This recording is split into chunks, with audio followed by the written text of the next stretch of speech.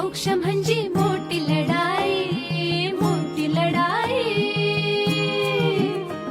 अन हत्याराचं फुलावानी घाव बिघाई, घाव बिघाई. औक्ष म्हणजे मोठी लढाई आणि हत्याराचं फुलावानी घाव बिखाई. गळ्यामध्ये पडल त्याच्या माळी जयाची, गळ्यामध्ये पडल त्याच्या माळी जयाची. तू चाल पुढं, तू चाल पुढं, तू चाल पुढं. तुला रगड्या भीती कशाची, परवा भी कुणाची. मन